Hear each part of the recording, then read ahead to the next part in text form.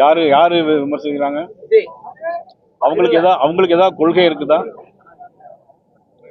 அவங்களுக்கு இருக்க கொள்கையை பதில் ஒரு புஸ்தகம் போட்டு இது எங்களுடைய கொள்கை, இந்த கொள்கைக்கு மாறானது பாரதிய ஜனதா கட்சி அப்படின்னு சொன்னா பரவாயில்ல.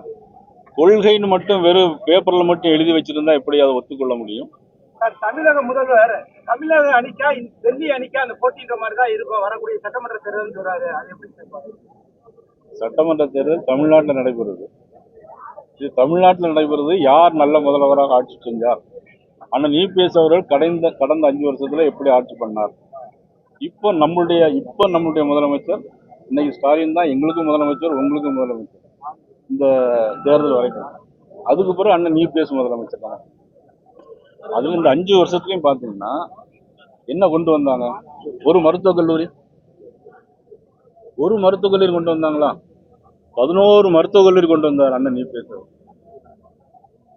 ஒரு நாடு முன்னேற சொன்னா இன்ஃப்ராஸ்ட்ரக்சர், சாலைகள் வசதி, பாலங்கள், விமான போக்குவரத்து, கடல் போக்குவரத்து, தரைவழி போக்குவரத்து, இதெல்லாம் இருந்தாதான் ஒரு நாடு முன்னேற முடியும்.